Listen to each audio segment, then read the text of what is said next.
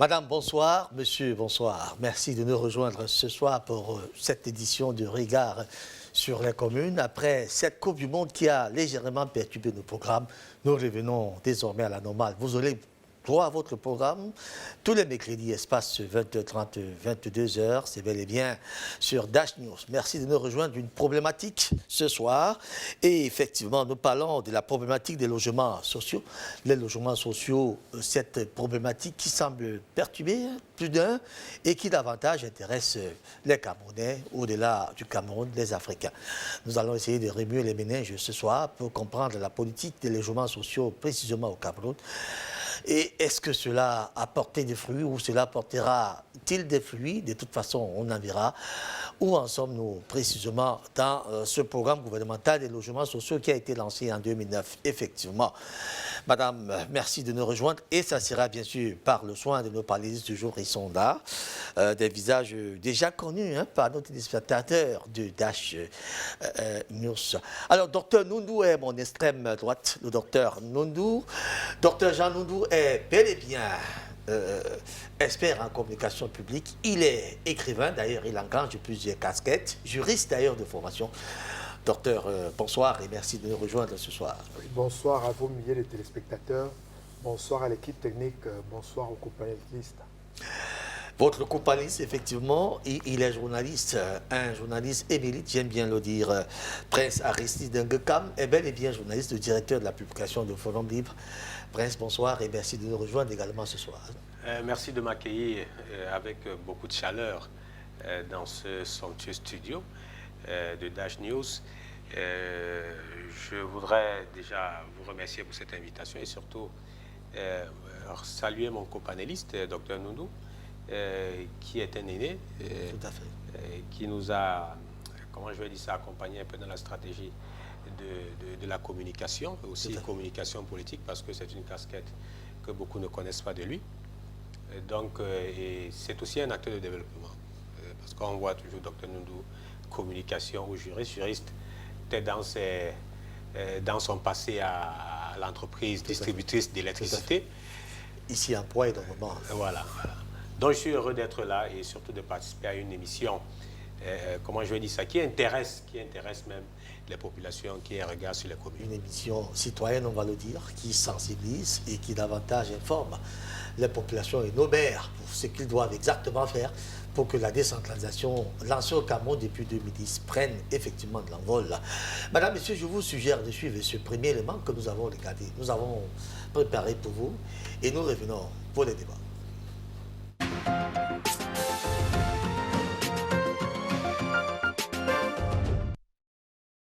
Concrétiser la politique du chef de l'État et la volonté de toucher du doigt les réalisations faites par les promoteurs immobiliers pour accompagner le gouvernement à loger les citoyens camerounais de manière décente et abordable est l'objectif de la descente du ministre Célestine Kétia Cortés de l'habitat et du développement urbain effectuée ce lundi 21 novembre 2022 à Yaoundé. La délégation conduite par Célestine Kétia Cortés visite tour à tour le projet de construction de 52 logements au standing à Olembe derrière le complexe sportif. Ensuite, celui des 23 logements d'Onkolfoulou sur la route de Soie. Et enfin, le projet Wisdom City, un complexe immobilier de 82 logements sociaux au centre-ville. Cette descente sur le terrain permet justement aux patrons de l'habitat et du développement urbain de réitérer à ses promoteurs immobiliers qu'ils vont toujours être accompagnés dans le travail qui leur incombe. Vous avez vu des bâtiments différents et vous avez vu également des Camerounais que je tiens ici à féliciter qui se sont engagés et nous allons les accompagner avec les services sociaux qui accompagnent ces nouvelles villes, mais également les voies d'accès. Donc je suis très heureuse de ce que j'ai vu ce matin. Je vais continuer à faire le tour de tous les promoteurs immobiliers, ceux qui ont des agréments, qui n'ont pas produit de logement pour accompagner le chef de l'État. Il est question de mettre à profit cette opportunité donnée par le président de la République, son Excellence Paul Biya. C'est une opportunité pour les promoteurs immobiliers. Et ceux qui le savent, depuis un certain temps, nous avons conditionné l'octroi de l'agrément à la capacité de ces entreprises à présenter un plan à court, moyen et long terme. Pour moi, à court, moyen et long terme, c'est qu'au bout d'un an, qu'est-ce que vous faites? Au bout de 2 ans, vous produisez combien de logements pour le chef de l'État pour loger les Camerounais? Ce marché présente 2,5 millions de gaps de logements dans le but de combler le déficit en logement et de permettre aux populations à revenus faibles d'avoir la chance de se loger décemment.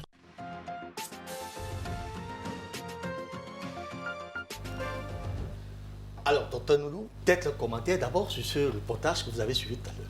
Oui, j'ai suivi avec un certain intérêt, n'est-ce pas, ce reportage.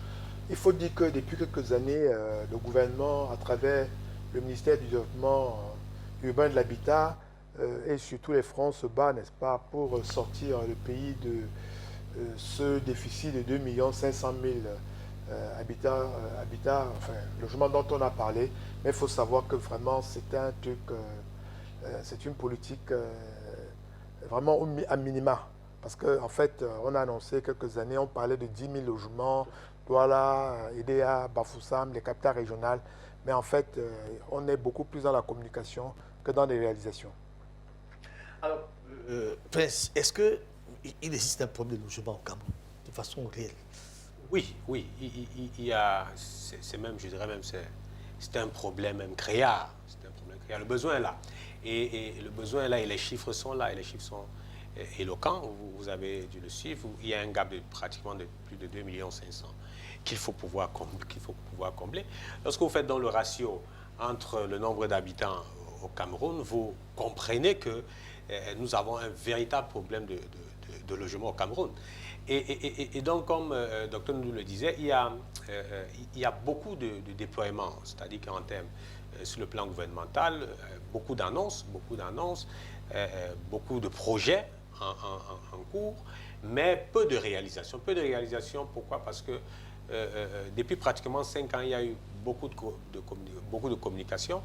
Il y a eu une sorte de petite réforme au niveau de la SIC avec le changement des différents managements. On a cru à un certain moment que c'était des personnes qui faisaient problème, et à force de les changer 2 ou 3 directeurs généraux, la situation n'a pas véritablement évolué. Aujourd'hui, vous avez quelques, je ne vais pas dire gadgets, mais quelques pôles qui servent d'exemple en termes de logements sociaux, je ne dirais pas réaménagés, mais nouvellement construits. Vous avez Banga, Bakoko au niveau de Douala, vous avez Olembe qui sont des logements nouveaux. Au niveau de Yaoundé, vous avez Ebolova qui n'est pas, je ne dirais pas qui n'est pas grand, mais qui est quand même là. Vous avez Samilima qui sera bientôt lancé. Vous avez Garoua qui a été aussi lancé. Vous avez Ngaoundéré qui est annoncé, mais qui peine à décoller. Donc voilà en sorte. Vous avez Boya et Bamenda qui ont d'ailleurs été supprimés parce que la clé sécuritaire, mais qui seront... Exactement. Qui sont notamment dans le programme, mais qui sont dans le programme gouvernemental qui doivent être implémentés. Mais maintenant, à côté de ça, ça c'est le projet gouvernemental, à côté de ça, vous avez beaucoup d'opérateurs économiques qui ont pris des arguments auprès du gouvernement, notamment auprès du MINDU, tout à fait, pour, avec des projets divers, c'est-à-dire que, je citerai quelques-uns, vous avez un projet qui date pratiquement de 15 ans qui a été porté par un de nos compatriotes qui malheureusement n'est plus seulement l'Italien Pizzarotti, qui récemment a été relancé pratiquement par la nouvelle Mindu, qui a été relancé avec la nouvelle Mindu. Vous avez au niveau de Douala à côté, vous avez un projet comme le Dibamba Biche qui peine, c'est-à-dire qui est pratiquement encore au niveau de la vente des terrains, mais dont on attend véritablement que les choses sortent des terres. Vous avez un projet aussi, Graston, porté par un de nos compatriotes qui s'appelle Jean-Paul Nana Sanjo, mais qui est encore à la phase de maturation, mais qui peine à sortir de terre. Et donc, lorsque vous interrogez ou alors vous échangez avec les différents promoteurs de ces logements sociaux, il se pose souvent un problème de bouclage, c'est-à-dire que de maturation même de projet. Tout à fait. Parce qu'à la phase, lorsque le projet est finalement maturé, vous passez à la phase de financement, lever les financements. Mais ce qu'il faut noter ici et féliciter, c'est que l'État, tout au moins, donne des garanties. C'est-à-dire que pour lever les financements, vous avez... Pour ce qui est des privés, bien sûr. Pour ce qui est des privés. notamment à travers le crédit foncier qui donne des sortes de gages à ces opérateurs privés-là, afin qu'ils puissent lever des financements pour impulser ces projets. Mais lorsque vous faites pratiquement le ratio, quel est le nombre de privés aujourd'hui? C'est-à-dire que quels sont les privés? Vous ne pouvez pas qui portent de tels projets, qui ont porté des projets véritables. De manière à combler le gap. Voilà, pour tenter même d'atteindre même 100 000. Non, il n'y en a pas. Il n'y en a pas. Donc, du coup, j'ai l'impression, comme le docteur Noundou le disait tout à l'heure, qu'il y a beaucoup de communication, mais peu d'action.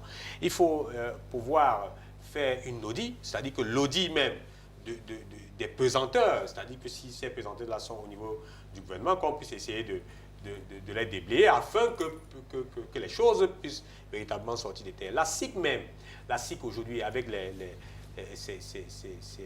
ces maisons, n'arrive pas à loger les Camerounais. Et c'est un véritable problème. N'arrive pas à loger, mais c'est un véritable problème. Maintenant, en termes même de coûts, ceux qui sont... C'est là pareil, on va y revenir, Prince Aristide Ngekam. Je précise quand même que ce projet a été lancé en 2009, le projet gouvernemental, bien sûr, lancé en 2009, un programme gouvernemental de 10 000 logements, dont sa phase pilote, je voulais dire sa phase du départ, devrait en principe contenir 1675 logements. Voilà, répartis effectivement, comme on a dit, voilà, Yaoundé et bien d'autres. Et si on va voir les évaluations tout à l'heure, vous allez constater que nous n'atteignons pas encore 1000 logements, mais qu'à cela ne tienne.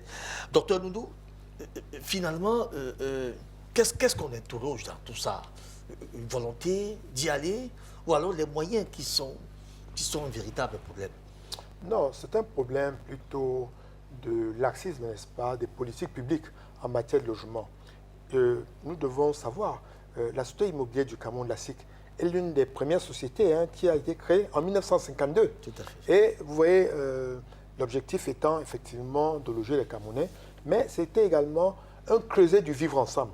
Quand vous allez à Madagascar, à Messa, ici à Bassa ou partout dans les cités SIC, même les plus récentes, on voit les gens cohabitent, anglophones, francophones, Bamileke, Sawa, nordistes et des trucs. Donc, c'était vraiment un creuset du vivre ensemble. D'autre part, ces logements-là avaient pour finalité de sortir, n'est-ce pas, les populations d'une certaine précarité. Vous voyez, parce qu'en développant l'habitat, on améliore le niveau de vie, les conditions de vie des populations, et il y a un effet transcendant, tu vois, transcendantal, très important, et même transversal. Parce qu'en développant l'habitat, vous développez le niveau de vie des gens, l'électricité, l'eau, la santé, la propriété, l'assainissement, tout suit. Or, le problème, justement, c'est d'avoir délaissé un peu ces projets de la SIC, parce que, vous voyez, depuis 30 ans, 40 ans, la SIC n'a presque pas bougé. Normalement, dans des politiques publiques, un tel projet devait avoir une exponentielle dans son développement. 100 000 logements tous les 5 ans, n'est-ce pas, 30 000, 40 000, 50 000, pour tenir compte de l'augmentation de la population. Or, tel n'est pas le cas. Et de même, quand on regarde un peu les logements de la SIC aujourd'hui, vraiment, il laisse à désirer. C'est vrai qu'il y a le coût qui est abordable pour le Camerounais moyen, mais la vétusté des lieux, vraiment, laisse à désirer. Et là encore, il y a comme une sorte de délaissement par les pouvoirs publics vraiment de leur mission régalienne. Au niveau de l'entretien de ces bâtiments, vous voulez dire. C'est vraiment... C'est vrai qu'on y reviendra peut-être. Et j'ai été un peu choqué, surpris. Il y a 3 semaines, je crois qu'il y a eu une assemblée générale de la SIC, n'est-ce pas, qui a annoncé 200 millions de bénéfices pour l'exercice. Or, quand vous voyez l'état de décrépitude des lieux, des bâtiments, les alentours, vraiment, c'est de la broussaille, tout est vraiment truc. Les bancs publics qui avaient été élaborés, n'est-ce pas, qui avaient été construits, par exemple à Bonamou, c'est-à-dire à Makepe, dans les années 80, sont complètement à l'abandon, complètement cassés. Vous voyez également, l'éclairage public sont devenus aujourd'hui des lieux d'insécurité. Et puis, il y a beaucoup de choses à dire là-dessus, sur les conditions de location, sur les coûts de location, et le tout englué sous fond de malgouvernance et la corruption générale qui gangrène le pays. Barouzou, on y reviendra. On a d'ailleurs des cas où des gens ont dû payer ces appartements depuis fort longtemps maintenant, n'ont pas encore reçu les clés. J'en connais une dame, malheureusement une enseignante, qui est même partie en retraite, qui a rejoint son Bamayo natal. Pourtant, il y a 11 ans qu'elle elle aurait cru déjà obtenir une maison de ce genre parce qu'elle avait déjà payé. Je vous suggère de suivre un autre élément, surtout dans les logements sociaux. Nous reviendrons également pour la poursuite de ce débat.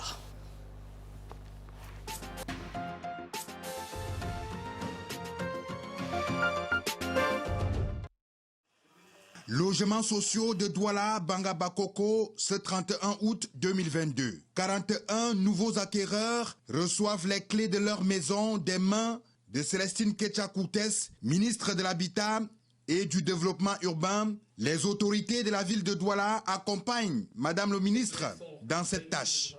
Depuis 2009 que nous sommes dans les procédures, on peut dire que c'est un heureux aboutissement aujourd'hui. Nous avons visité les logements et nous sommes assez satisfaits des prestations qui ont été livrées et on rend grâce à Dieu pour tout cela. Une concrétisation du programme gouvernemental de construction de 10 000 logements et l'aménagement de 50 000 parcelles de terrain constructibles, initié par le chef de l'État Paul Biya. Pour la 5e fois, les acquéreurs qui patientent depuis 2009 reçoivent au jour le jour leurs clés. C'est le vœu du président de loger de manière décente et abordable ses compatriotes. Jeudi, nous étions à Yaoundé. Aujourd'hui, nous sommes à Douala. N'est-ce pas beau de voir la parole du chef de l'État être tenue et des Camerounais afficher des sourires sur leur visage? Nous allons arriver au terme de ce projet très très bientôt. Le Crédit Foncier, la Maïture et la SIC sont à pied d'œuvre pour rendre ce programme plus concret. À la patronne de l'habitat et du développement urbain, Célestine Ketchakoutes, d'inviter les propriétaires à vivre dans la paix. Nous avons fait ce qu'il faut pour aller vers des règles de copropriété. Et là où on observe les règles, il y a le vivre ensemble, il y a la paix. Toutes les notions très chères au président de la République. C'est pour cela que chaque acquéreur de ce matin, et je salue qu'il y ait des acquéreurs qui sont passés par le crédit foncier, c'est bien cela. Le chef de l'État ne voulait laisser personne sur le côté. Ceux-là qui n'ont pas de moyens de payer cash devaient être accompagnés par le crédit foncier. Ils le sont aujourd'hui. Et j'ai demandé au Crédit Foncier d'accélérer les autres demandes de mise à jour pour que dans les jours à venir, on continue à donner à ceux-là qui ne doivent pas être laissés sur le côté les clés. Ce site de logement de Douala Banga Bakoko est structuré et calme. Tous les équipements sociaux collectifs sont visibles. Écoles, hôpitaux, marchés et espaces de loisirs. Célestine Ketchakoutes a promis revenir dans les tout prochains jours, procéder encore à la remise des clés aux prochains acquéreurs.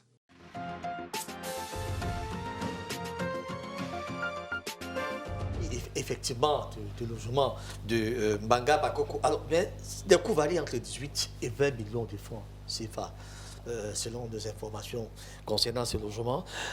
Alors, presse, on va dire, malgré ce coup de pouce, on a encore quelques pesanteurs au niveau de l'acquisition même de ces logements. Et c'est là où le citoyen lambda s'est plaint. Paraît-il qu'il y a un peu trop de mafia dedans. Non, mais on a connu une grosse mafia il y a 10-20 ans, notamment dans l'attribution même de ces logements. Vous savez que à l'essence même, c'était des logements sociaux, c'était pour des fonctionnaires, c'est-à-dire qu'on estimait que le fonctionnaire n'avait pas de moyens. Une classe sociale moyenne. Oui, il n'avait pas les moyens de se loger. Et par conséquent, l'État avait mis à disposition ce type de logement pour que, contre une modique somme, que le fonctionnaire puisse être bien logé. Et tout le monde était content. Mais maintenant, dans le processus même de sélection et même d'attribution, et c'est là où s'installait la mafia. Parce que vous avez des gens qui recevaient des clés pour loger dans un logement et par après aller en retraite, mais ne voulaient pas lâcher le logement. C'est-à-dire que mettaient des membres de famille à l'intérieur de ces logements et eux-mêmes. Et donc, ils faisaient en réalité une sorte de sous-location. Il y en a qui sous-traitent, n'oubliez pas cela. Qui faisaient de la sous-location. Vous avez des gens qui vous disent, qui n'ont pas peur de vous dire que j'ai un logement peut-être T3 ou T4 au niveau de Mme Sadi ou Makepe, et que pour vous le donner, c'est-à-dire qu'ils vous le taxent pratiquement à 2 millions de francs CFA. 2 millions. Avant que vous n'allez payer le loyer, 2 millions de francs CFA. Donc, ce sont des choses qui sont connues. Chaque directeur général arrive et vous dit non, il n'y aura plus ça, mais cette mafia-là continue de perdurer.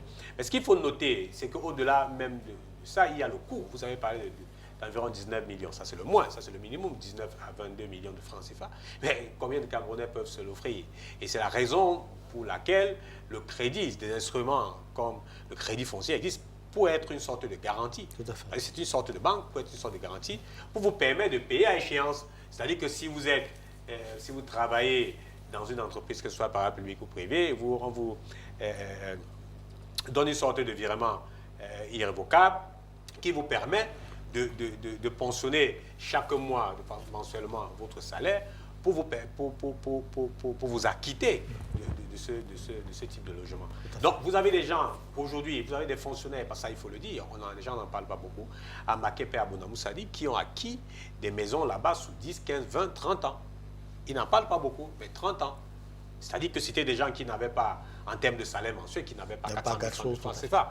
C'est-à-dire qu'ils ne pouvaient pas se l'offrir. Donc, ce sont des instruments de l'État qui sont très bien, mais qu'il faut pouvoir élargir pour un bon nombre de personnes. Et c'est ça le hic. C'est pour ça que le président Biya, il y a plus de 15 ans, a lancé le projet de 10 000 logements sociaux, mais qui tarde véritablement à prendre corps.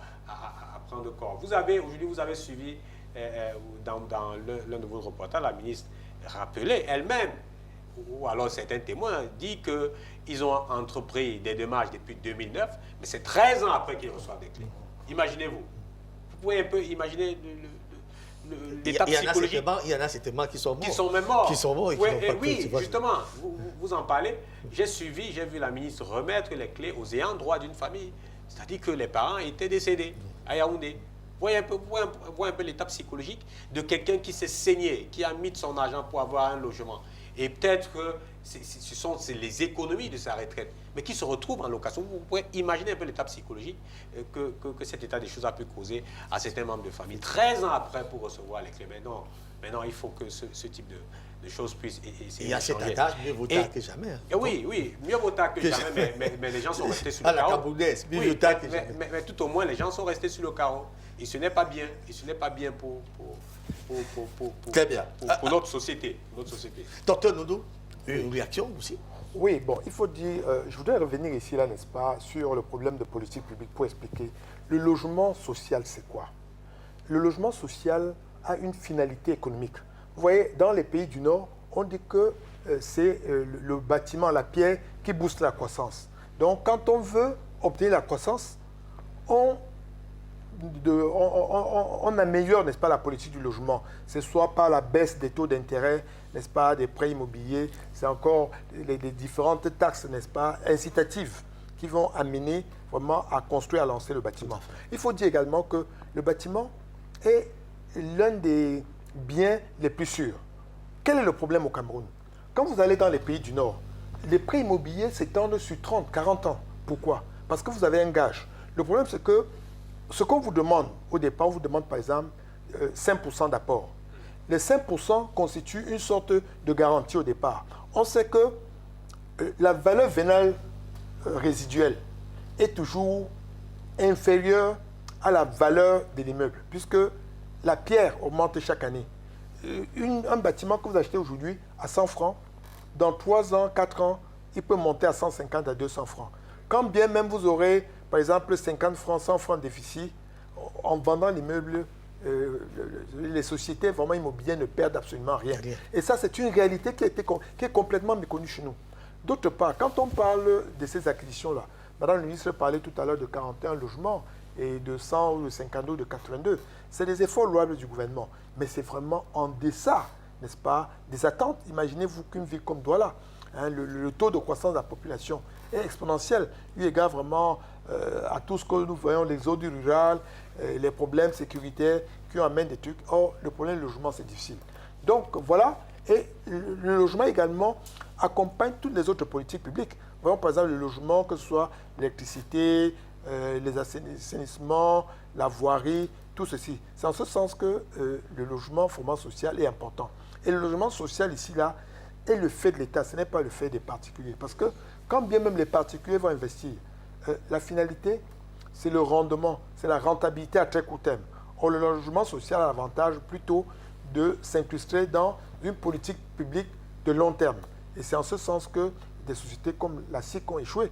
Et il faut même voir dans la composition du capital de ces sociétés immobilières, de la société immobilière du Cameroun. C'est l'État, c'est les collectivités territoriales décentralisées. Je crois qu'il y a les communes de Douala, Yaoundé, même Garoua. Donc l'objectif de l'État, c'était en fait d'accompagner.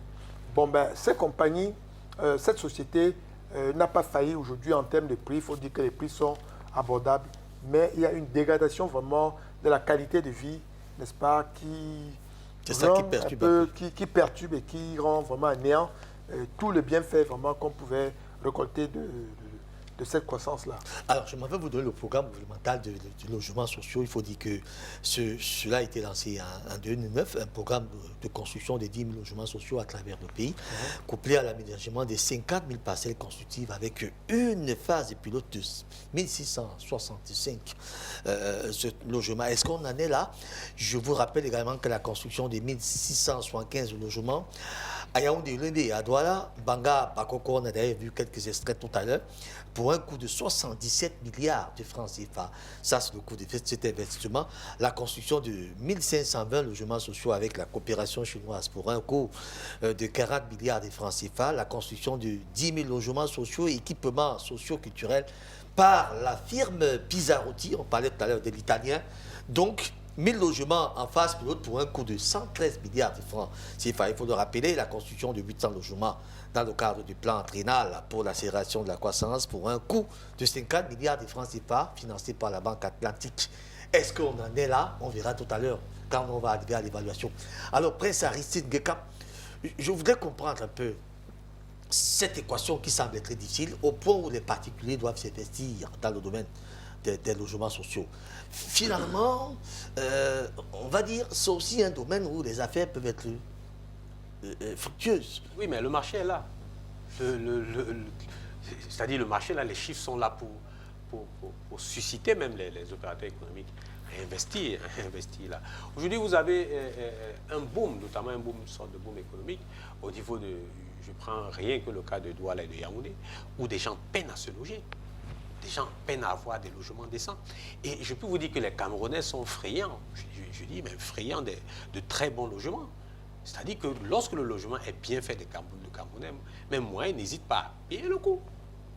Ils n'hésitent pas à payer le coup. Donc, ouais, lorsque vous faites... Est-ce que cela endort plutôt l'État maintenant, qui pourtant est en train de démissionner de ses missions? Oui, mais l'État n'a... Au profit maintenant des particuliers qui trouvent intérêt. Oui, mais les limites de l'État sont là. Les limites sont là, les chiffres sont là pour nous indiquer que l'État ne peut pas tout faire. C'est-à-dire que l'État, oui, a la volonté, comme le docteur nous le disait, à impulser un truc pour que le maximum de personnes puissent avoir un logement décent. Mais avec le boom démographique, l'État ne peut pas.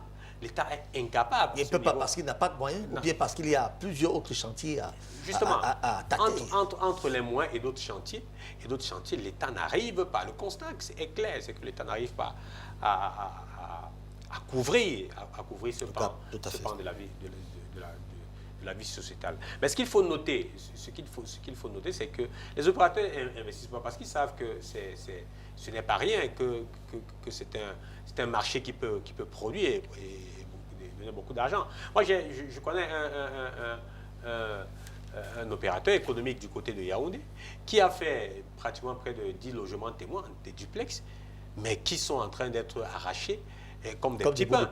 Pourtant, le prix n'est pas à la portée du prix du Camerounais. Et vous serez surpris que la majorité même de ceux qui sollicitent ça sont des gens de la diaspora qui sont prêts à payer pour certains. Est-ce que ça vous surprend plus que la diaspora, ils prétendent avoir de l'argent par rapport à... Ça voudrait dire que le marché est là. Ça voudrait dire que le marché est là. Vous avez plusieurs opérateurs économiques qui ont des agréments au niveau du MINDU, qui sont allés chercher des partenaires pour lever des financements. Et des projets, lorsque vous le lisez sur du papier, c'est des projets totalement inviables. Vous avez des projets construits notamment avec des bases industrielles, c'est-à-dire que pour le transfert des compétences. C'est-à-dire que où on ne doit pas importer tout le temps des choses, tout doit être fabriqué ici, le fer, le ciment et ainsi de suite. Donc, comment je vais dire ça, c'est des projets riches. À côté de ce projet dont il y a des panoplies d'emplois qui peuvent être créés, parce que vous notamment, avez pas ça va avec. je dis, pour me résumer, le marché est là. Ouais. Et c'est la raison pour laquelle beaucoup d'opérateurs ont couru pour aller prendre des agréments auprès du ministre. Et vous avez suivi la ministre tout à l'heure dit qu'il va falloir faire une sorte d'évaluation de ces privés-là, parce qu'elle s'est rendue compte qu'il y a beaucoup d'agréments, mais il n'y a pas beaucoup de choses qui sortent des terres. Donc, et par conséquent, pour donner des agréments aux gens, il va falloir étudier. C'est-à-dire que s'ils sont sérieux, s'ils ont de l'argent, ils ont des espèces, s'ils sont prêts déjà à investir. Voilà, et s'ils ont une capacité financière conséquente, ou alors s'ils sont en joint venture avec comment je vais dire ça, des multinationales, ou alors d'autres personnes qui ont de l'argent. Parce que vous pouvez avoir, dans toutes ces choses, vous pouvez avoir de l'argent, mais vous pouvez avoir des idées, mais vous n'avez pas d'argent. Et vous vous mettez avec des gens qui ont de l'argent. Ou alors des sociétés d'investissement qui ont de l'argent pour mettre le pied là-dedans. Alors, docteur Doudou, ça pose un sérieux problème maintenant, le contrôle, la mise. C'est-à-dire l'État devrait maintenir sa main sur ces logements sociaux. Parce que franchement, vous allez voir, à Makepe où je suis, vous allez voir un appartement de 2 chambres avec un salon, si petit qu'il peut d'ailleurs l'être, une petite cour là, et puis on vous dit que vous êtes dans la barrière, on vous dit que c'est 130 000 francs à la fin du mois. Est-ce que de là, à un moment donné, l'État n'a-t-il pas les moyens de contrôler également, d'avoir la même mise quand même si ce sont les particuliers? Non, mais ça pose problème. Pourquoi? Parce que, justement, la SIC avait pour objet, n'est-ce pas, d'apporter des correctifs à la spéculation foncière immobilière. Et puis, n'oublions pas que les Camerounais, l'ensemble des salariés, cotisent pour le crédit foncier du Cameroun. Vous voyez un peu, il y a une taxe de crédit foncier que les Camerounais payent. Et l'objectif, c'était quoi? C'était vraiment de donner plus de moyens, de booster vraiment le logement social. Or, dans le cadre dont nous parlons ici, comme repris tout à l'heure par Mme la ministre, nous sommes ici dans le cas des initiatives privées. Or, qui dit initiative privée, ce sont des créateurs de richesse.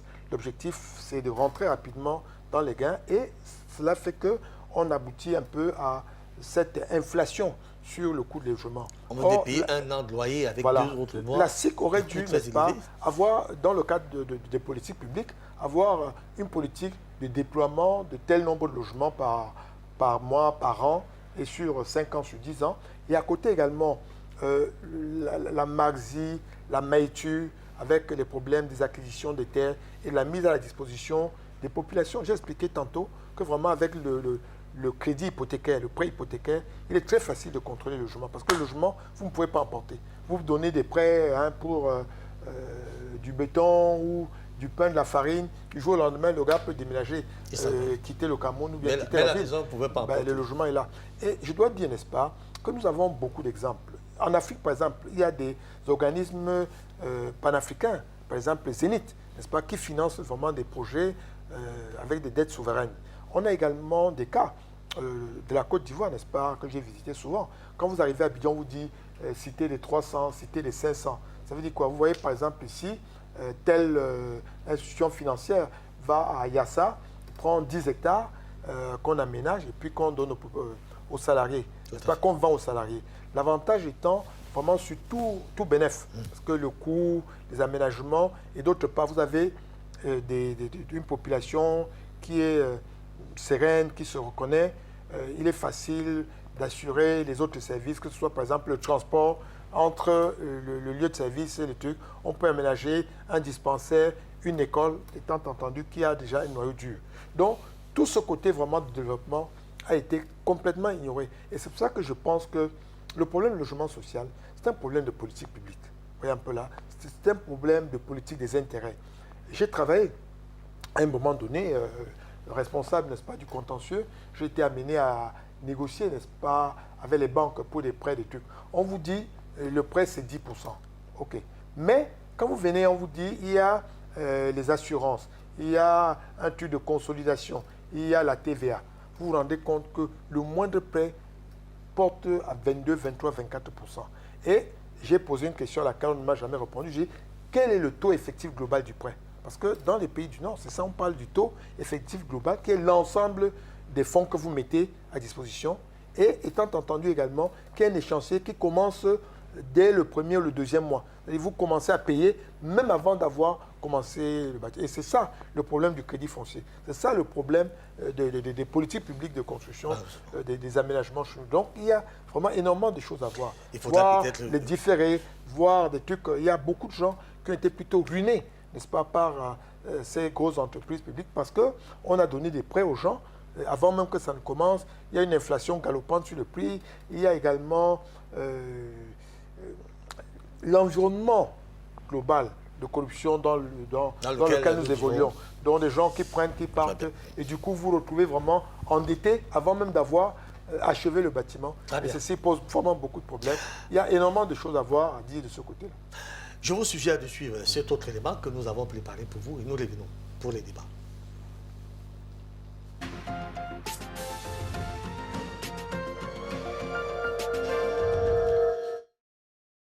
Plus de 1600 logements sociaux sont prévus en faveur des citoyens guinéens par le gouvernement de la transition à travers le ministère de l'Urbanisme, de l'Habitat et de l'Aménagement du territoire. C'est dans le cadre de la mise en œuvre du programme intitulé « Un citoyen, un toit ». Déjà, des travaux de construction de ces logements ont commencé sur les sites identifiés à cet effet dans la capitale Conakry. Ce mercredi 14 septembre 2022, le chef du département de l'habitat a effectué une tournée sur les sites de Imbaya Taneri dans la commune de Matoto, Symphonie en Lac dans la commune de Ratoma et la cité ministérielle dans la commune de Dixine. Le colonel Ibrahima Sori Bangoura est allé s'enquérir de l'avancement des travaux sur le terrain. Il est satisfait après la visite effectuée sur les différents sites en construction. Cela ne fait qu'un plus sur ce que nous sommes en train de faire. Donc c'est quand même réconfortant à notre arrivée de voir le travail vraiment poussé à une vitesse vraiment inestimable.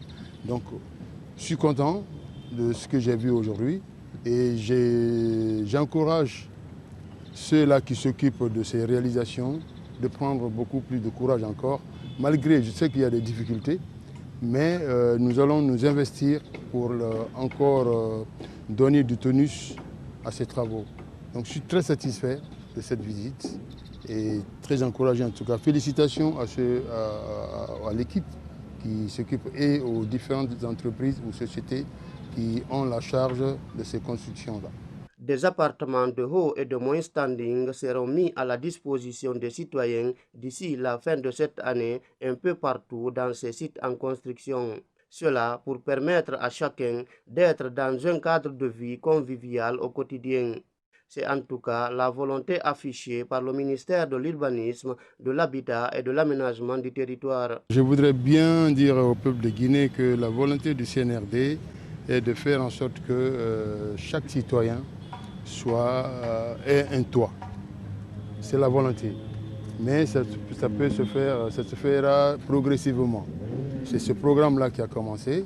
C'est un programme qui prévoit 1662 logements et 64 hectares d'aménagement et de viabilisation, n'est-ce pas? Donc ce n'est qu'un début. Donc nous allons voir d'ici la fin de l'année ce que ça va donner. Et puis progressivement, on essaiera de continuer à satisfaire la population. De Imbaya Taneri, en passant par Symphonie en Lac jusqu'à la cité ministérielle, les immeubles et les villas poussent à grande vitesse. Déjà, les travailleurs sont à pied d'œuvre pour être dans les délais conclus avec l'État. Différentes entreprises sont engagées dans ces projets en construction. Chacune de son côté est résolument prête à accompagner le gouvernement dans sa volonté d'offrir aux citoyens des maisons d'habitation. Nous les assurons que nous on a toute la compétence possible et le personnel possible et Inch'Allah, on va respecter les délais. Je les rassure que l'évolution du chantier nous rassure.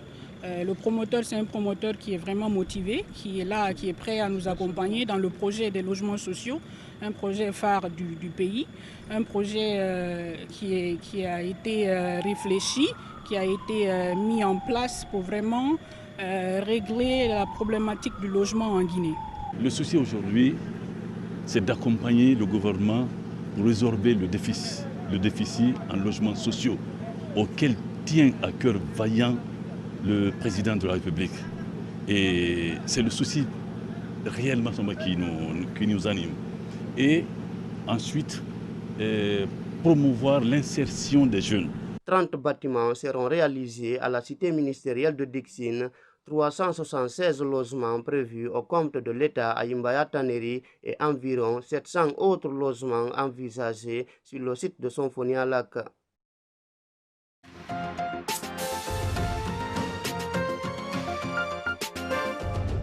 Tonundo, on voit que le problème il est global. Alors, avant d'arriver chez vous, Prince, on voit que le problème est global. Là-bas, c'est un citoyen, un toit. C'est le slogan. Mais ce n'est qu'un slogan. Ce n'est qu'un slogan. Maintenant, dans la pratique, allez voir ce qui va se passer. Non, je pense que c'est bien de penser, et le docteur nous le disait, dans tous les États. C'est-à-dire que si vous allez dans les ministères concernés, dans ces différents secteurs, on vous dira, oui, on travaille pour que chaque citoyen puisse bien se loger. Et il y a des coûts raisonnables. Mais maintenant, dans la pratique, est-ce que c'est ça? Non. Aujourd'hui, il ne faut pas le nier. Nous avons un boom démographique qui va à une vitesse dont on ne maîtrise pas. On va dire peut-être exponentielle. Il y a cette croissance tous les jours. Et par conséquent, ce que les pouvoirs publics doivent faire, c'est d'anticiper. C'est-à-dire que c'est de faire des prévisions en disant que d'ici 10-15 ans, il faut déjà penser à chercher d'autres sites pour le placement de logements. Aujourd'hui, Banga Bakoko, à Douala ou bien au Lembe est vu comme des choses nouvelles. Déjà, il faut déjà commencer par explorer d'autres sites, c'est-à-dire que d'autres sites qui pourront accueillir les Camerounais qui n'ont pas suffisamment de moyens pour se loger.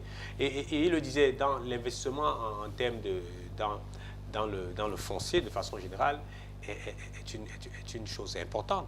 Aujourd'hui, vous pouvez aller acquérir un terrain qui ne vaut pas 1000 francs le mètre carré, mais d'ici 5-6 ans, vous serez pratiquement à 20 000 francs le 30 000, 40 000, pourquoi mètre pas. carré. Mais ce qu'il faut noter, c'est que, et ce qui est encourageant tout au moins, c'est que la plupart de nos privés qui ont des projets de logement sont tout au moins accompagnés par le ministère des Domaines et des Affaires foncières qui se bat pour leur trouver des espaces pour implémenter ces projets-là. Ça veut dire qu'il y a une volonté manifeste et affichée du gouvernement qui n'a pas de choix.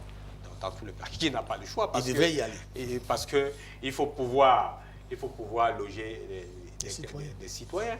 Vous avez aujourd'hui, c'est vrai, vous verrez dans les collectivités des territoires décentralisés où chaque maire vient à nettoyer sa cour, appelons-le comme ça, pour qu'on ne puisse plus connaître des taudis.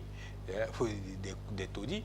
Mais lorsque vous demandez aux gens de ne pas vivre en fonction de leurs moyens, c'est-à-dire quand les gens vont vivre dans des taudis, ils n'ont pas de moyens, mais il faut pouvoir leur trouver des espaces pour qu'ils puissent bien se loger. Aujourd'hui, vous avez des problèmes fonciers à n'en plus finir, où on déguerpit des gens par-ci, on déguerpit des gens par-là, d'autres ne savent plus à quel sens se vaut, ou alors ils seront logés. C'est un problème. Ça voudrait dire que c'est un problème, au-delà du logement social, c'est un problème global que le gouvernement doit pouvoir adresser. Prendre d'abord le corps. Très bien. Tonton Noundou, on parlait tout à l'heure des collectivités territoriales décentralisées. Alors, est-ce qu'au côté des États, ces collectivités territoriales décentralisées peuvent également faire quelque chose? Je vous rappelle que ce reportage qu'on a suivi tout à l'heure vient de Conakry. Oui, bien sûr. C'est en Guinée. Bien sûr. Je dois dire, j'ai retenu dans ce reportage, n'est-ce pas, on parlait de 64 hectares. En fait, voilà, M. Gekam parlait tout à l'heure de problème de choix des sites. Il a parlé de Lembe et de Banga Pongo. Bon, alors, et dès l'entame de ce programme-là, j'ai parlé de l'effet transversal. Ça veut dire quoi? Ça veut dire que l'État devrait de plus en plus maintenant choisir de nouveaux sites de logement et choisir des sites qui soient accessibles en termes de coûts et accessibles même en termes de distance des trucs. Ça veut dire quoi? Ça veut dire qu'il faut aménager des voies. Et même le type de construction aujourd'hui, là, on ne construit plus à l'horizontale, mais plutôt à la verticale. Il faut faire des immeubles, des trucs. On peut faire des grands voilà, cela, des immeubles. Oui, pour 17-18 étages. Voilà, pour contenir, n'est-ce pas, de l'espace. Et ceci suppose, n'est-ce pas, une autre manière de vivre. Et c'est pour ça, tout ça que je parle de politique publique. Parce que quitter Douala, aller à Lundi, il faut qu'il y ait des voies, rapides. On a parlé à un moment donné de tramway, on a parlé de métro. Abidjan a lancé des travaux. Donc voilà le type, n'est-ce pas, de politiques qui peuvent améliorer le logement social. N'imaginez pas que dans quelques années, EDEA et Douala formeront une conurbation. C'est-à-dire une seule ville. Or, il faut que des gens puissent partir d'EDEA, venir travailler à Douala et rentrer dormir à EDEA. Et ceci suppose des voies, de trucs.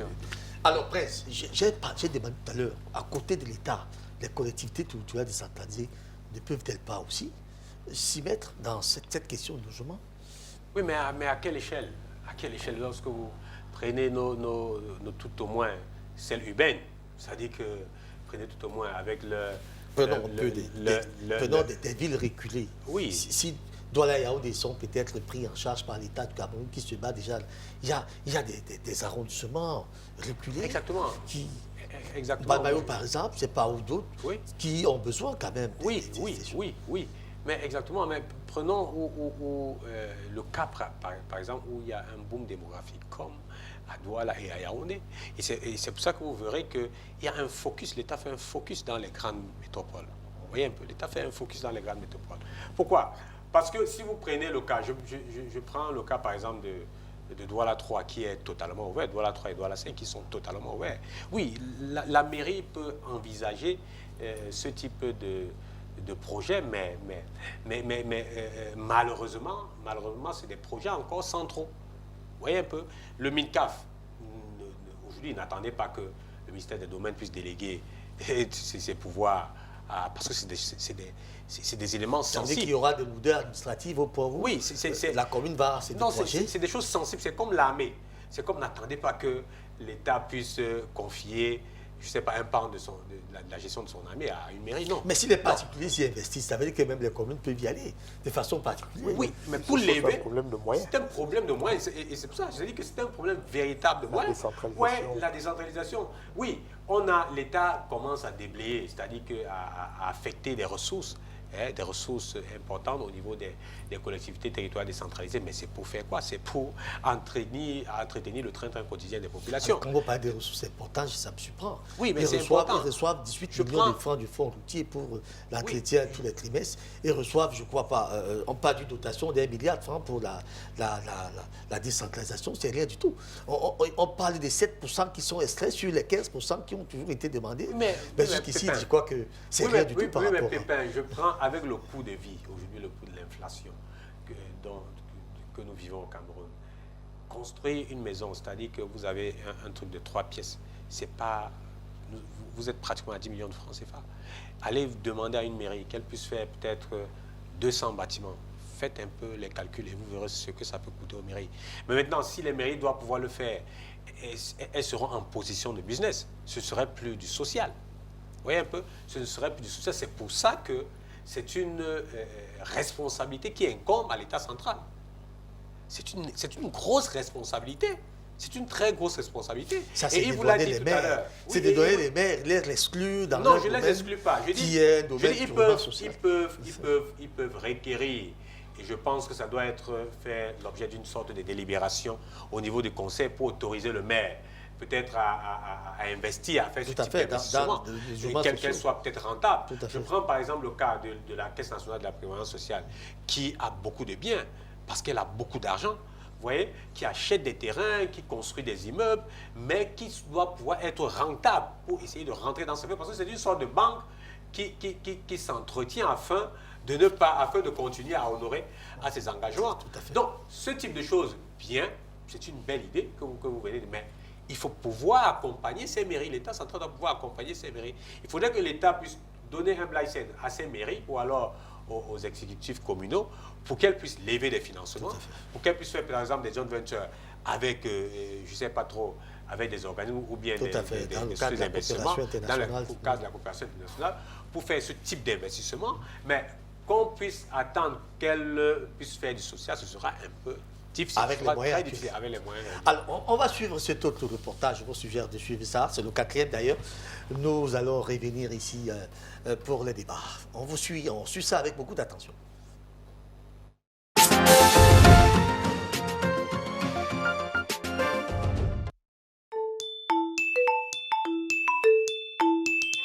Thomas veut quitter le domicile parental. Sophia vit seule avec son fils et connaît des fins de mois difficiles. Janine a une petite retraite et cherche un logement plus adapté. Kader souhaiterait déménager en centre-ville pour se rapprocher de son travail. Les HLM sont construits pour répondre à ses besoins. Mais comment construire pour répondre à tous? D'abord, il faut identifier ses besoins.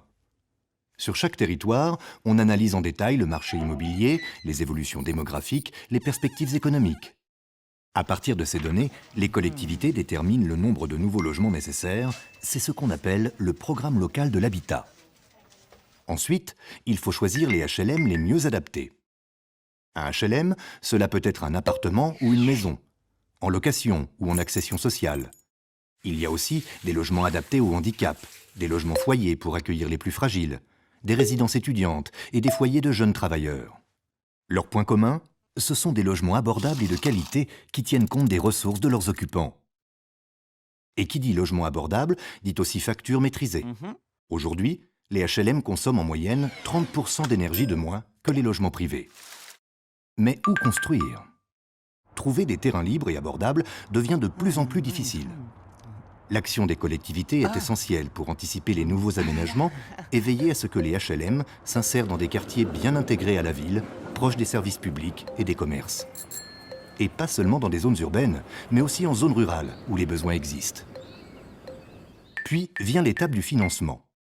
En moyenne, une construction HLM est financée à 76% par les prêts de la Caisse des dépôts. Cette institution publique collecte les fonds du livret A et propose aux organismes HLM des prêts de long terme à taux modéré.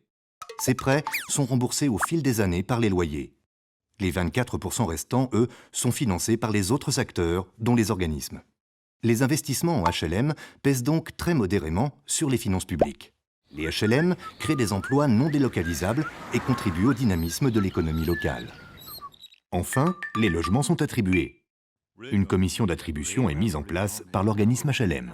Elle est composée de 6 membres de son conseil d'administration, dont un représentant des locataires. Le maire en est membre de droit.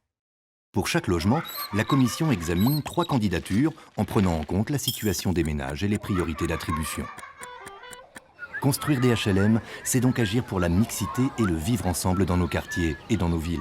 C'est construire un avenir plus accessible, plus solidaire, plus durable pour Thomas, Sophia, Janine, Kader et des centaines de milliers de personnes qui peinent à se loger au prix du marché.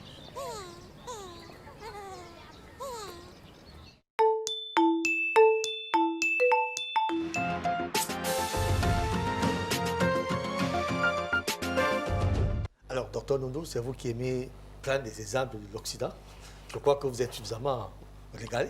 Oui, des HLM, je peux en parler parce que j'y ai vécu. Oui, j'ai été bénéficiaire d'un HLM en 80, après la naissance de mon fils. Donc, ça m'a énormément fait du bien. Mais il faut dire que c'était vraiment un système dans les années 60, dans les années 70. Pourquoi dans les années 60? Parce que à la fin de la guerre, avec le boom industriel, la France a fait venir de nombreux immigrés, souvent qui venaient d'Afrique du Nord, Kabylie, Maroc, Tunisie. Et il fallait loger tout ce monde-là. Et alors, il a été décidé de construire des habitats à loyer modéré, HLM. Et c'était vraiment des immeubles de 20, 30, 40, 50 étages. Et par la suite, avec la naissance des enfants, des trucs, tout ça, la croissance démographique, c'est devenu vraiment, il y a eu des explosions, n'est-ce pas, des violences, ces milieux étaient devenus inadaptés. Et on a dû d'ailleurs, comme dans la banlieue lyonnaise et beaucoup de banlieues parisiennes, casser ces immeubles-là pour revenir vraiment à des HLM à visage humain. Donc du coup, là où on jouait sur la quantité, on est revenu à la qualité. Et sur le mode de financement, on a parlé de la caisse de consignation et dépôt. Et également le plus ici, important, c'est la proximité. Voilà, la CNPS ou encore le crédit foncier, tout ça pouvait vraiment financer, comme j'ai dit, même à crédit, parce que là, c'est des loyers. Or, dans les cas dont nous avons parlé ici, c'était plutôt des locations-ventes. Vous voyez un peu là, ou encore carrément des ventes. Des ventes simples, dans les cas dont on a parlé ici au début, dont parlait Madame le ministre. Vous voyez, trouver les 20, 30 millions, ce n'est pas facile. Vous pouvez être un salarié, même avec 1 million, 2 millions de francs de salaire, trouver les 18-20 millions, c'est pas évident. Donc du coup, c'est plus des logements sociaux, c'est plutôt pour une certaine classe moyenne, des affaires. Avant de prendre peut-être un autre reportage, Prince, vous avez un mot à ajouter par rapport à ce que nous avons suivi tout à l'heure, cette traçabilité sur le logement social.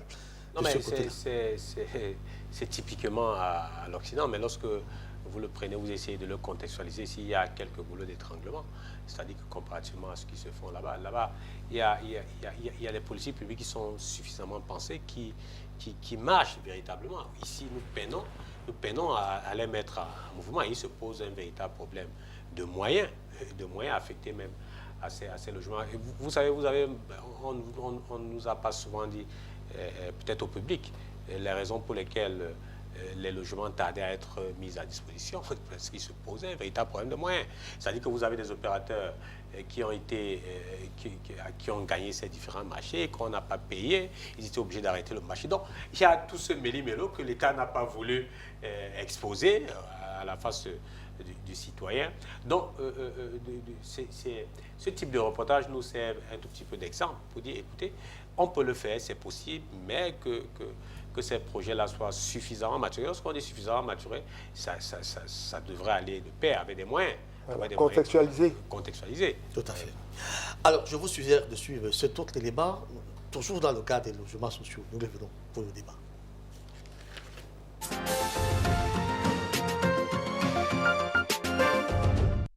Bonjour à tous, c'est Nassim de logementfacile.fr.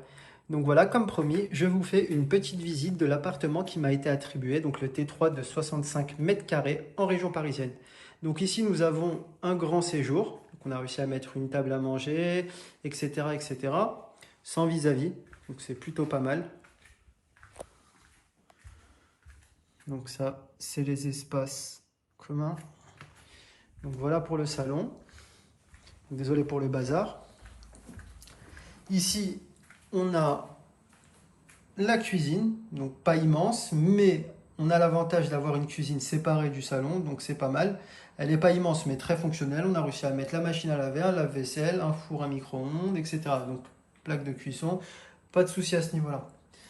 Les toilettes, rien de grandiose, mais au moins de la salle de bain. Ici, c'est le couloir qui mène vers les chambres et la salle de bain. Nous avons ici la première chambre. On en a fait un bureau avec un dressing. Et ici, on a la deuxième chambre avec un dressing également. Et voilà. Donc j'ai obtenu ce logement social en moins de 6 mois. Je détaille toutes les méthodes que j'ai pu utiliser pour obtenir ce logement. Je sais qu'il est super compliqué d'obtenir un logement social dans l'Île-de-France actuellement, mais il existe des astuces et des méthodes pour accélérer votre demande de logement social. Donc je vous invite à consulter le guide. N'hésitez pas à me poser des questions si vous en avez. Le guide se décompose en 2 parties. Une partie gratuite, totalement gratuite, avec tous les détails sur les panneaux.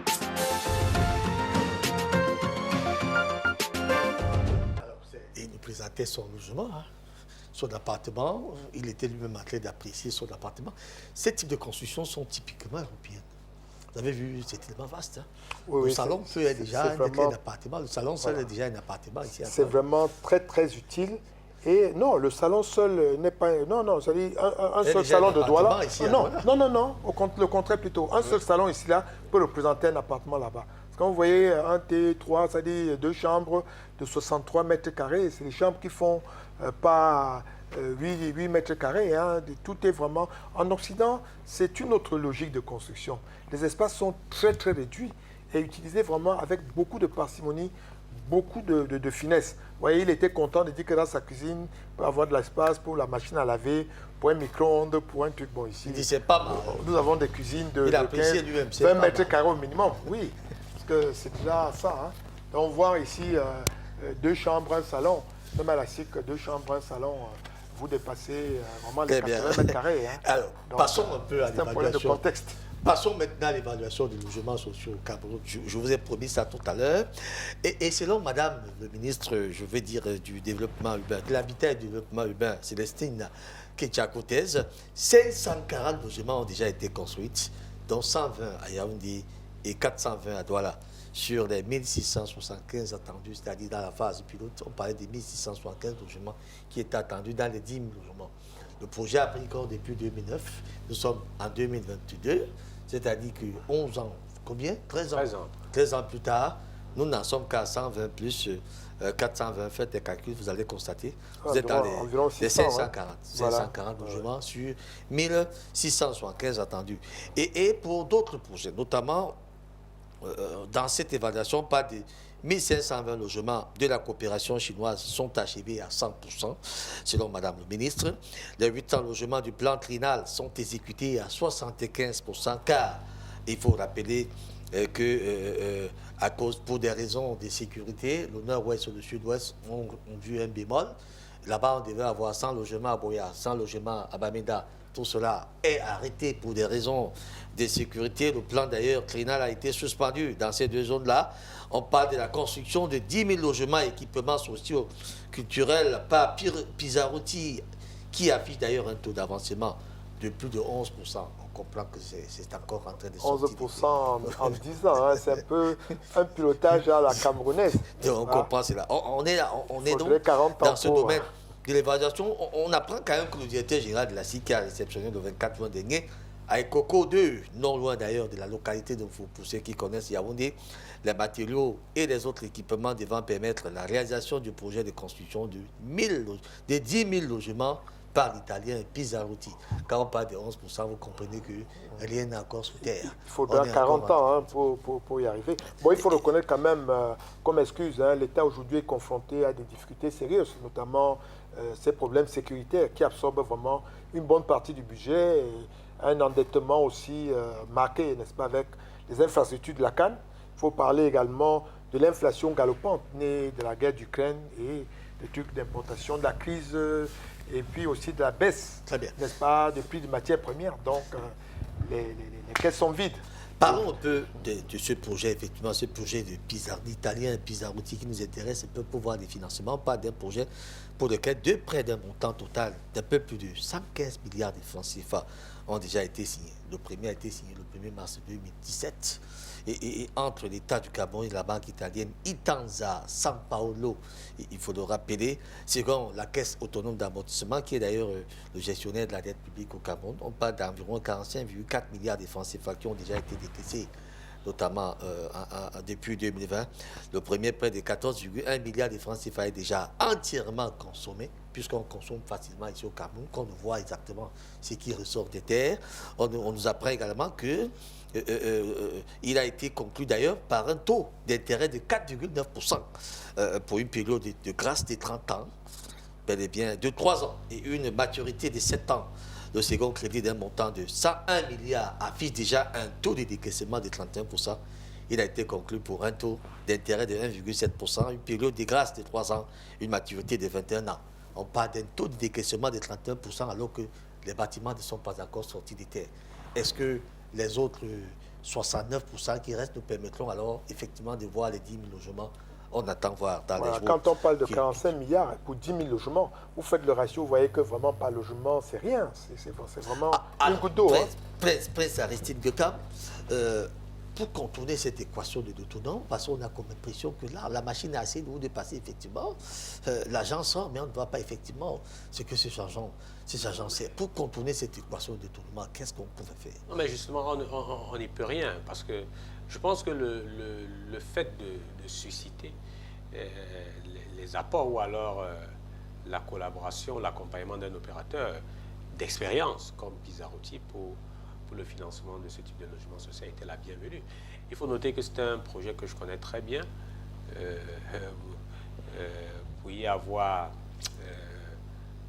écrit beaucoup là-dessus, notamment avec le véritable promoteur de cette affaire, c'était un fils du Cameroun qui s'appelait, malheureusement il n'est plus ce mot, Célestin Donga, qui était à la base de ce projet, ils sont allés chercher les Italiens parce qu'ils avaient de l'argent pour mettre de l'argent, parce qu'ils avaient non seulement de l'argent, il y a un peu d'expérience dans ce type de projet. Et c'est pour ça que je vous parlais de base industrielle. C'est-à-dire le projet était tellement bien construit, avec de transfert même de compétences, en termes non seulement d'emploi, mais aussi de transfert de compétences.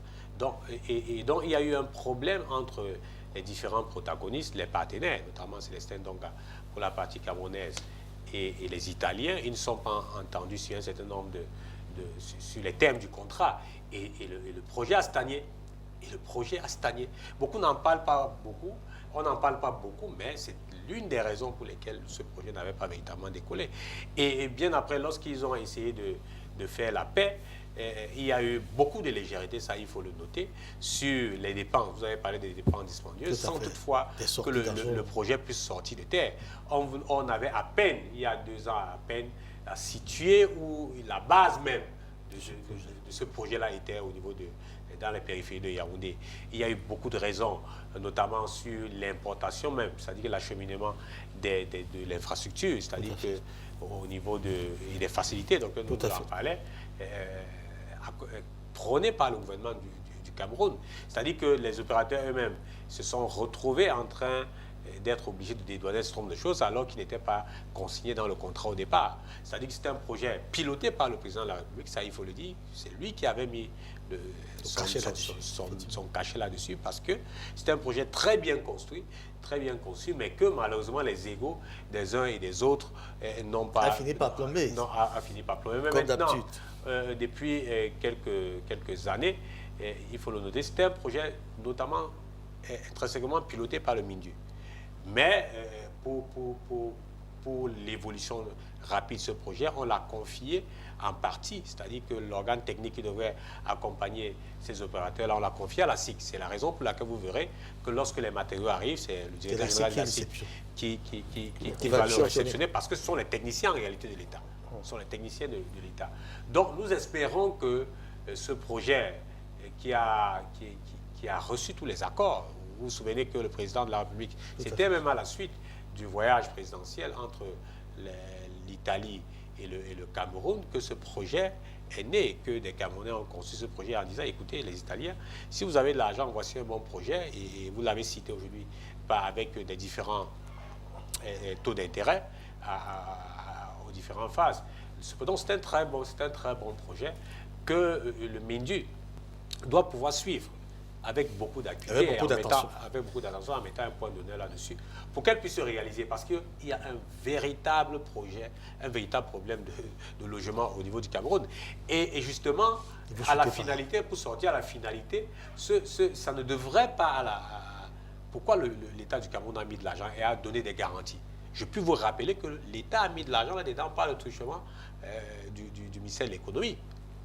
C'est-à-dire que l'argent a été débloqué. Espérons que ce n'est pas la ligne 65 qui a été touchée. La finalité, c'était de construire véritablement des logements sociaux à la portée de tous. C'est-à-dire qu'un tout petit peu comme la SIC. Et c'est pour ça que l'État s'était investi convenablement dans ce projet-là. Alors, on rappelle, Dr Nondo, que dans sa première phase, ce projet, déjà sur les rails, on va le dire ainsi, la SIC annonce la construction de 1224 logements sociaux, donc 224 logements. Cette phase du projet sera d'ailleurs implémentée sur une superficie de 16 hectares. Ça, ce sont les informations. Et le terme, l'échéance, c'est quand? 2040? Bon, ben, 2026. Oui, l'échéance, c'est 2026. Voilà, plus la deuxième phase du projet prévue pour s'achever en 2026. Je voudrais revenir avec ta permission sur un problème que tu as posé tantôt. Comment faire pour contenir les coûts? Je dis c'est très simple, c'est les politiques publiques. Le Camerounais vraiment est entreprenant. Il suffit, n'est-ce pas, de faire de donner des facilités. Vous avez vu le nombre de cimenteries, n'est-ce pas, qui croissent ici tous les jours, et même des usines aujourd'hui qui font du fer, hein, je pense à la métallurgie, hein, ici à Bassa. Donc, vraiment, il suffit de faciliter, de donner des facilités, que ce soit l'acquisition foncière, que ce soit également des prêts, des constructions, des trucs. Je dis que le prêt immobilier est vraiment le gage le plus sûr. Hein, je dis l'immobilier. Donc, voilà vraiment un moyen. Ne pas confier à la SIC ou à tel truc de construire les organismes, des trucs qui vont faire attendre 20 ans. On sait que le particulier, lui, au bout de 2 ans, il entre chez lui. Il suffit qu'il ait un peu de moyens, 2 ans, il entre chez lui. Quitte à ce qu'une fois chez lui, maintenant, qu'on prenne le temps de payer. Bon, ce n'est pas ce qui s'est passé avec le crédit foncier, il y a beaucoup de choses à voir, mais c'était là vraiment l'idée. Un fait que les gens prennent l'argent et construisent eux-mêmes. Bon, maintenant, il peut y avoir des organismes, des cimenteries, des quincailleries, que l'État vraiment essaie de mettre des moyens, essaie de voir, pour qu'on donne plutôt du matériel, qu'on donne des trucs, tout ça, que vraiment il y ait un suivi et que ce soit les particuliers qui construisent eux-mêmes. Et l'efficacité serait vraiment plus importante. Hein. On aurait vraiment un rendement en termes de temps, en termes de coûts, beaucoup plus... plus abordable. Voilà, plus abordable. Alors, pour être totalement complet sur ce projet de l'Italien Pizzarotti, on va annoncer que la deuxième phase du projet est prévue pour s'achever en 2026. Il est question de construire donc 9000 logements à Zouatoupi et en Koncham, dans l'arrondissement de Bankomo. Là, nous sommes totalement quittes sur ce projet, donc vous en avez d'ailleurs suffisamment des informations. Je vous suggère maintenant de suivre les activités de communes. D'ailleurs, tous se sont livrés cette fin d'année au vote des budgets. Du budget passé effectivement en 2023 pointe à l'horizon. Nous allons donc suivre 2 communes de façon particulière. Je vous propose d'ailleurs de suivre la toute première qui a tenu son conseil municipal il y a seulement quelques jours. D'ici là, on revient donc derrière ce plateau.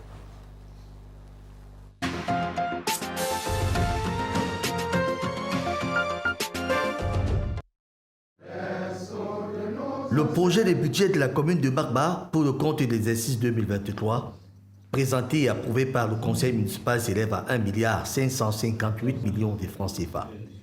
Il connaît une hausse de 442 31 420 francs CFA, soit 39,61 valeurs relatives. Une hausse que l'exécutif municipal tente d'expliquer. De 24 mini-additions d'eau potable à énergie solaire dans 24 localités de la commune. En dehors des 15 des 17 chefferies de 3e degré que compte l'arrondissement, excepté Magba et Magba-le-Grand, qui en disposent déjà, 9 autres localités en bénéficient. Par ailleurs, les travaux en commission ont souligné quelques aspects qui impactent le quotidien des citoyens de Magba, notamment la révision du coût des transports entre Fumba et Magba, qui serait trop élevé. Sur la question, le maire Dieudonné Mbouenne instruit son deuxième adjoint à se pencher sur le dossier. Il est également demandé à l'exécutif municipal de former son conseil de manière à ce que le conseiller municipal soit impliqué dans la gestion de la cité. Après des débats constructifs, le conseil adopte et approuve les délibérations soumises à leur vote. C'est alors que l'on apprendra que le maire Dieudonné Mbouenne a été élu meilleur maire du département du Noun pour l'année 2022. Le réélu sera donc récompensé pour ses nombreuses réalisations par un jury au cours d'une cérémonie digne de ce nom. Bravo, monsieur le maire.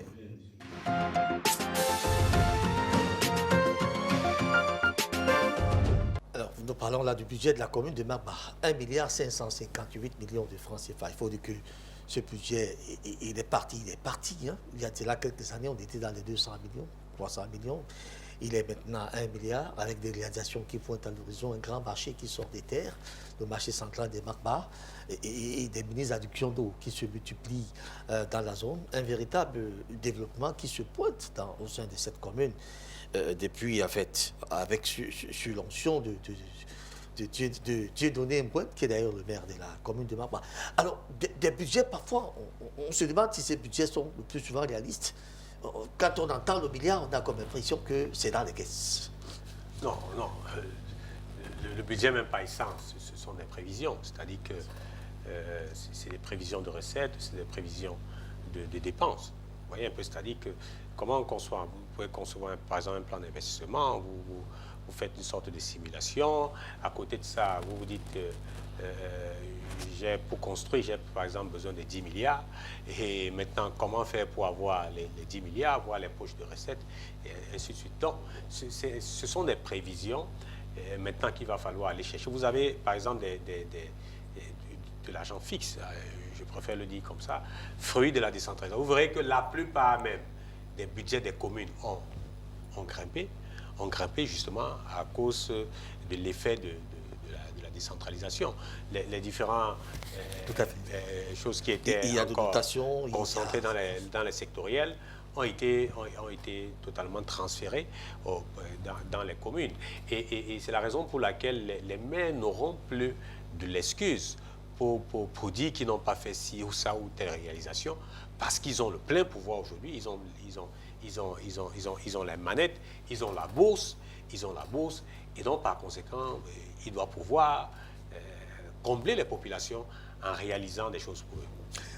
De toute façon, on va souhaiter bon vent à Dieudonné Mbouane, qui a d'ailleurs été élu le maire de l'année en 2022 pour tous les départements de nous. En tout cas, si vous y allez quand même à Magba, vous trouverez qu'il y a des réalisations qui sont fortement faites là-bas. Quand c'est bon, on encourage. Quand c'est mauvais, on dit ok, c'est mauvais. C'est aussi ça notre rôle, de pouvoir voir des choses et dire avec les aptitudes ce que c'est. Même si on n'entretient pas toujours de très bonnes relations avec ces maires, mais eux là, s'ils travaillent bien, nous sommes contraints de dire qu'ils travaillent. Non, mais ils ont l'obligation de servir les populations. Vous savez, lorsque vous avez été élu, vous avez été élu pour servir et non pour vous servir. Et j'aime bien le fait d'aller dans l'arrière-pays chercher des mairies comme ça, au lieu de se concentrer toujours dans des grandes métropoles, parce qu'il y a des choses géniales qui se font de ce côté-là. Je pense que des reportages comme ça doivent pouvoir être multipliés dans l'arrière-pays pour susciter, même pour attirer l'attention des pouvoirs publics auprès de ces mairies-là, qui ont souvent des réels problèmes, qui passent le temps à écrire, mais dont les réponses ne viennent toujours pas. Si on advient à ce qu'un maire, comme la commune de Magba, qui n'est pas la commune phare, en termes de pouvoir financier, viennent à être élus comme le meilleur maire de l'année 2002. Ça veut dire que des réalisations, comparativement à ce qui se faisait avant, ont été faites là-bas. Vous avez parlé notamment de la construction du marché. Vous savez que c'est un réel vivier de ce côté-là. Vous avez, c'est des zones où il y a une sorte de développement agro-pastoral de ce côté-là, et dont les populations peinent souvent à écouler leurs marchandises. Tout à fait. Et la plupart même des citoyens au niveau du sud ici, notamment de Douala et de Yaoundé, vont au niveau de Magba pour avoir de quoi manger. Et donc, par contre, il était de bon temps pour ce maire-là d'aménager un espace, c'est-à-dire un espace convivial où des gens peuvent venir acheter des produits normalement. Et pourquoi pas, je pense comme ça, peut-être de donner des idées aux maires, à peut-être des auberges, sortes d'auberges municipales.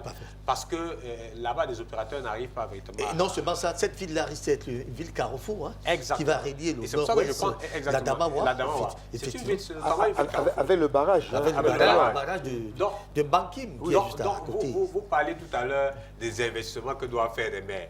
Voilà de ce type d'investissement. C'est-à-dire que si vous avez une mairie comme celle-là, fait des auberges municipales, c'est des choses qui doivent pouvoir véritablement marcher, parce que des commerçants arrivent là-bas, évitent de dormir à la belle étoile. Lorsqu'ils ont fait leurs achats, ils peuvent se procurer pratiquement un tout petit peu à moindre coût. Et donc, voilà des projets bancables.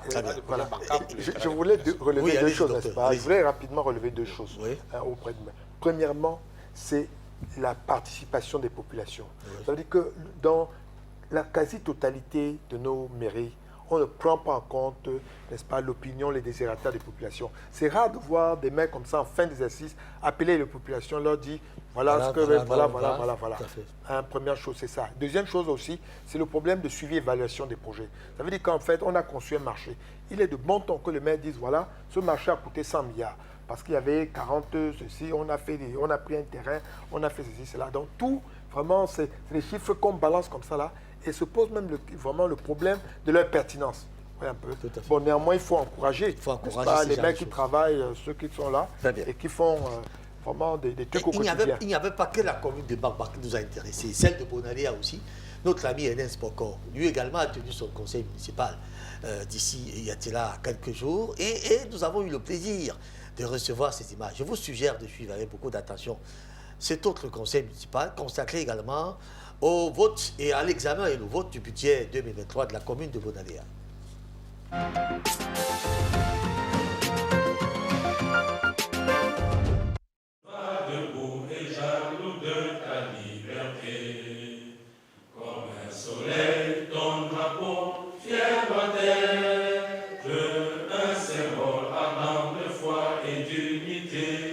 Le conseil municipal de la commune de Bonaléa, tenu les 13 et 14 décembre dernier, était pour l'essentiel consacré à l'examen et l'adoption du projet de budget 2023 proposé par l'exécutif municipal. Un projet de budget évalué en recettes et en dépenses à plus d'1 milliard de francs CFA et qui, après des débats nourris dans la forme et le fond, a finalement été adopté par la totalité du conseil municipal.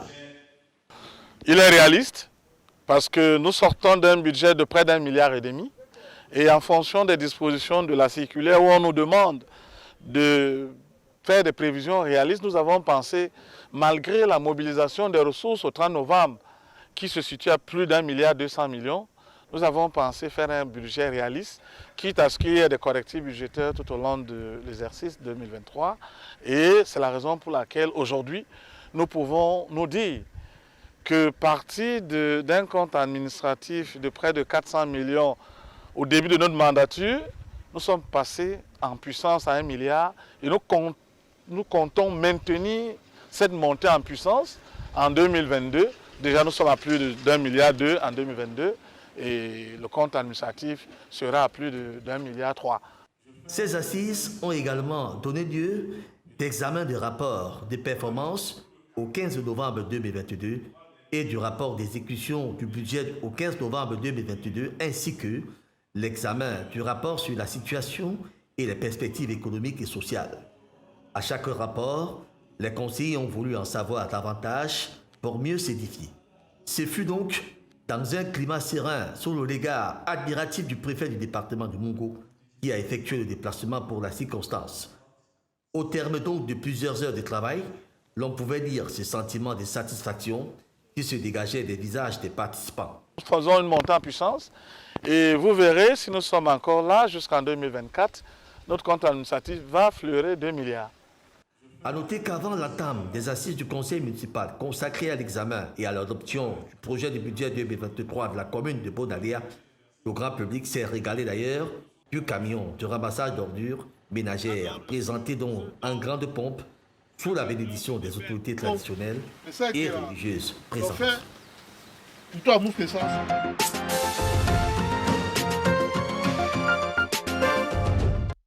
Alors, on parlait d'un camion de ramassage d'ordures. Je vais vous suggérer un peu de voir l'accueil que les populations ont a fait réservé à ce camion. On le part là, et on revient sur ce plateau.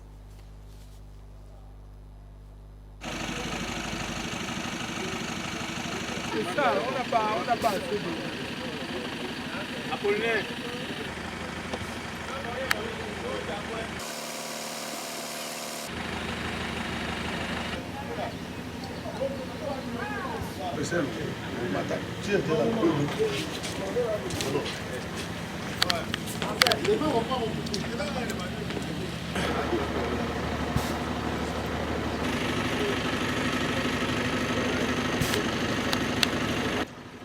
Madame le sous-préfet, Leur Majesté,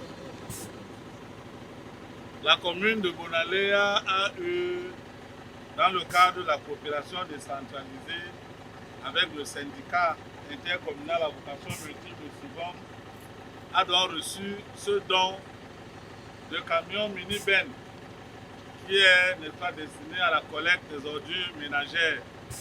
Vous avez autorisé que je puisse me rendre en France, accompagné de mon premier adjoint, pour réceptionner ce camion. Le voici aujourd'hui à Bonaléa. Je vais juste demander aux services techniques de nous faire quelques manœuvres en 1 minute.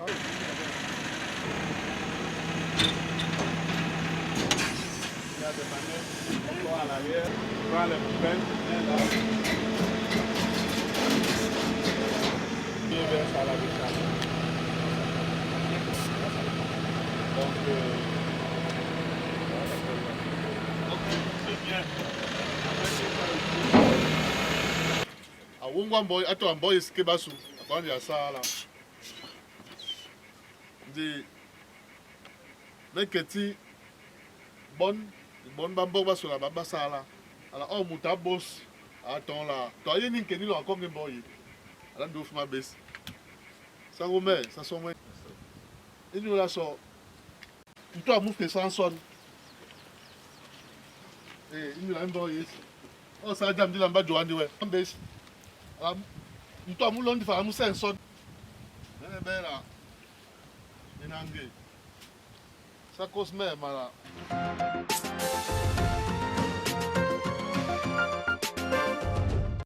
Alors, j'imagine qu'il convoquait les esprits, c'est les ancêtres. Il a demandé de faire quoi? Vous savez, ce sont les arbres là-bas à Bonalea. Nous ne disons, nous n'entendons rien, mais on s'est dit qu'ils étaient en train de demander à les ancêtres de protéger ces camions. Oui, de donner des forces, de donner encore plus de force au maire, vraiment, pour qu'il aille, dans le cadre de la coopération décentralisée, n'est-ce pas, attraper des lauriers, de nouveaux lauriers, pour le bonheur des populations. Je dois dire ici là que le maire de Bonalea, c'est l'un des jeunes maires vraiment qui travaille beaucoup, qui a su détecter, n'est-ce pas, trouver une nouvelle niche, n'est-ce pas, de prospérité. Et je passe beaucoup dans l'une de ces zones-là, à Sousa notamment, parce que je travaille beaucoup à Oyembok Tennis Academy de Sousa. Et quand, à chaque fois, à 7h30, vous voyez déjà vraiment le personnel en place. Également, à 16h, 17h, vous voyez encore le personnel en face, n'est-ce pas, devant l'équipe technique qui se trouve à Sousa. Donc, il y a des signes comme ça qui ne trompent pas. Et le maître travaille beaucoup vraiment sur des nouvelles niches et a mis un accent particulier sur l'éthique. Lui-même, il parle beaucoup de l'éthique, des trucs, et en faisant confiance à son personnel qui le lui rend si bien. Je crois que je ne suis pas surpris vraiment qu'il y ait de telles croissances, qu'il y ait de telles performances, n'est-ce pas, dans une commune vraiment bien gérée. Nous convoquons les efforts de tous les maires de faire également ici. Ce n'est pas de la magie, hein. Ce n'est pas de la magie, un peu de volonté, un peu d'initiative, et puis on décolle, Prince. Non, mais naturellement. Je pense que c'est un aspect, c'est-à-dire que les aspects d'ordure ménager, vous voyez, c'est en termes de dégradement même de la nature, c'est un élément que les gens ignorent, ou alors pas ignorer, c'est-à-dire qu'ils oublient beaucoup. Et je suis rassuré que je suis rassuré, notamment qu'un maire puisse penser. Récemment, vous savez que le ministre de l'Environnement et le ministre des Forêts étaient à la COP au niveau du Canada. On parle beaucoup d'environnement et tout ça, vous voyez, mais pas d'une grande métropole, alors que ceux de la grande métropole même n'y pensent même pas. Alors ceux qui sont, un maire comme celui-là est à la périphérique, pensent déjà à protéger ces populations des ordures ménagères, tout justement parce que le vecteur même, la conséquence de l'insalubrité même, ce sont des maladies. Donc je dis chapeau à Ernest Poko qui n'est pas, comment je dis ça, à ce type de laurier, c'est-à-dire qui n'est pas la première, mais qui se bat malgré la modicité de moyens, parce que des mairies comme ça n'ont pas de moyens. N'ont pas assez de moyens, ça il faut le noter. Et Dr Noudou parlait des niches, c'est-à-dire que lorsque le maire vous dit qu'il compte d'ici 2023-2024 augmenter le budget, justement parce qu'il a détecté un certain nombre de niches, de recettes. Qui pourront lui permettre d'avoir davantage. N'oubliez pas que beaucoup d'investisseurs et autres entreprises s'installent dans la périphérie. Sous un axe quand même très sollicité. De ce côté-là. Et donc, d'ici 3 ans, 4 ans, je peux vous rassurer que avoir un boom économique sera... Alors, on sort par vous, Dr Noudou. Dernier mot en 30 secondes. Oui, bon, mais en fait, c'est un sujet intéressant, ce problème de construction. Et les mairies, effectivement, n'ont pas encore les moyens de s'y investir. Mais il est important quand même que les mairies se préoccupent des problèmes environnementaux, à l'instar de ce qu'a fait le maire, le plastique, les déchets, les problèmes d'adduction d'eau, comme on a vu à Magba, les marchés, les trucs. C'est comme ça vraiment qu'on peut améliorer les conditions de vie des populations. Merci beaucoup, docteur Jean Noudou. Je rappelle que le docteur Jean Noudou est expert en communication publique, juriste d'ailleurs de formation. Docteur Jean Noudou est écrivain, il écrit d'ailleurs plusieurs œuvres, parmi lesquelles Tchana Pierre l'inamovible, que nous avons dédicacé il y a quelques mois. Docteur, merci de nous avoir rendu visite ce soir. Notre ami presse Aristide Gekam, lui, il est journaliste, directeur de la publication de Forum Libre, d'ailleurs un hebdomadaire qui part à bi-hebdomadaire et qui bientôt pourra être un quotidien. Pourquoi pas, nous lui souhaitons cela. Merci à vous, Prince, d'être également arrivé ce soir. C'est toujours un plaisir. Retrouvez donc cette émission en rediffusion dès le vendredi 21h, le dimanche 18h et le lundi 22h. Et je vous retrouverai certainement mercredi prochain pour un autre direct. Et là, nous prendrons maintenant également en contribution les téléspectateurs qui pourront donc renouer avec les appels pour donner également leur avis par rapport aux différentes thématiques. Nous allons réouvrir dès la semaine prochaine. D'ici là, portez-vous bien.